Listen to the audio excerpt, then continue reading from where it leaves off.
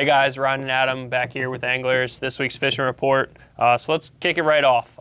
First off, I'm going to talk about rockfish here. Rock fishing has been really good. The water temp has cooled down a little bit.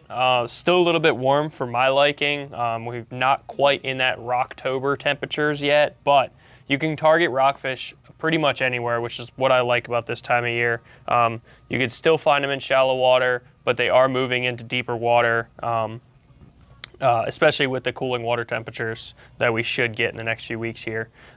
If you want to target them deeper water, especially moving into the fall, October, November, 1 ounce with a 7 or 8 inch plastic is really hard to beat. Got a 1 ounce GI jig here with a Z-Man skirt and a Z-Man streaks.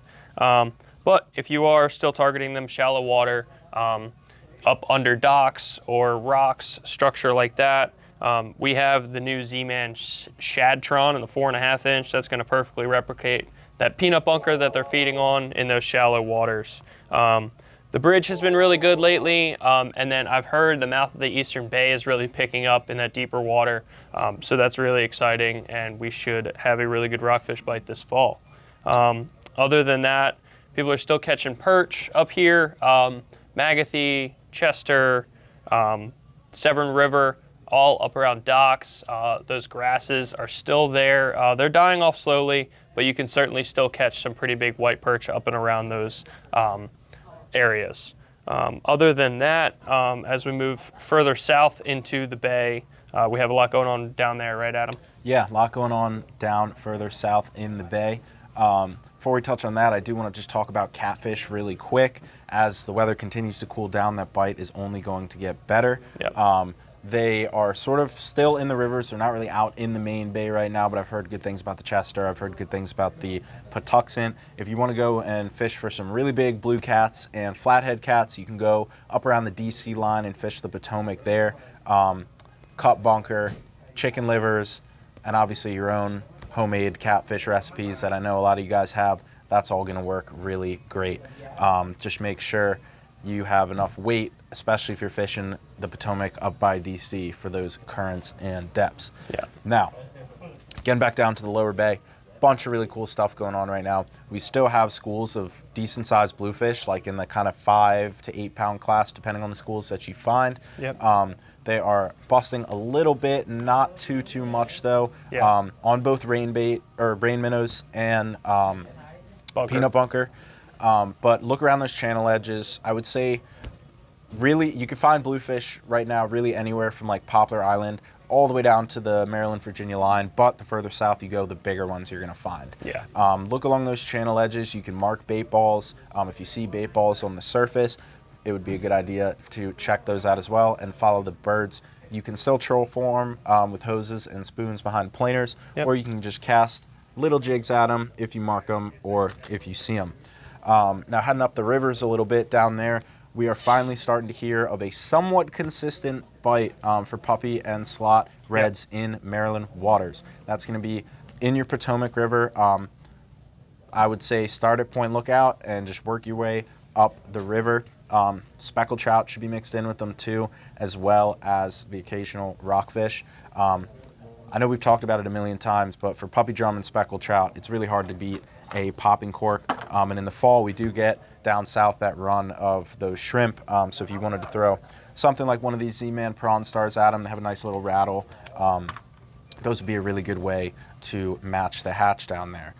In terms of bottom fishing, it's still going really well, especially down in the lower areas of the Maryland portion of the bay.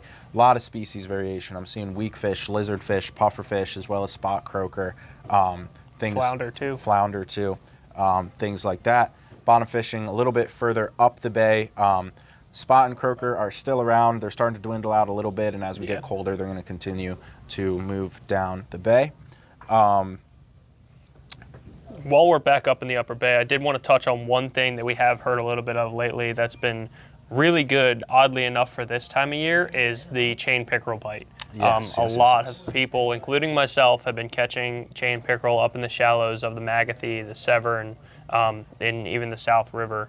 Patapsco, I'm sure, is good too. What you're going to want to throw for them is something that's going to represent the little bait fish they're feeding on, mostly silver sides or little mud minnows. But these invincible 3.5-inch seam swimmers are going to match the hatch really well. Pair that up with about an 1/8-inch jig head and target them up on shallow grass flats, just like you would white perch. They kind of go hand in hand. You'll catch a lot of big white perch when you're fishing for pickerel also, so that's fun. Yeah, yeah. And keeping on sort of, well, I guess that's tidal, but we'll touch on a little bit of tidal and non-tidal freshwater stuff right now.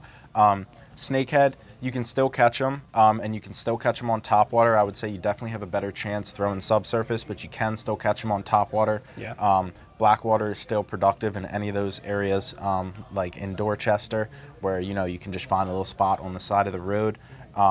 They're still up in that dying vegetation, so if you throw along those weed edges, that's a good place. But talking about some of our ponds, lakes, and reservoirs, largemouth and crappie are what most people are talking about and catching right now. Largemouth really have that fall feed bag going hard, so you can catch them on topwater baits like your ploppers, your buzz baits, your topwater frogs. As the sun gets a little higher in the day, you can throw Senkos at laydowns and things like that. You can throw chatterbaits along weed edges. Definitely cover water with moving baits. I would say that is the way to go. As far as crappie go, they're going to be schooled up. They are going to be sort of in your mid-range depths, but around structure. So, like, again, a laydown is like a perfect place to find a school of crappie. I like to throw just little micro jigs at them. You can tip them with a minnow, or you can just put them under a bobber, or you can just send them down there and bounce them. But now's a really good time of year to fish for crappie. In terms of smallmouth in your Monocacy, your Susquehanna, your Upper Potomac, that bite is still going on very well. The rivers are still running low. Last time I was there last week, it was a little muddier than I would have expected, and I assume that just has to do with some runoff, but it hasn't affected the water levels, so they're still low and nice for wading. Now, I was catching a lot of small fish on moving baits like your ploppers and your soft plastic swim baits, but I was seeing bigger fish. I think the way to get those fish is to dead stick a nice little finesse jig like this with a cross-style trailer on it. Yeah.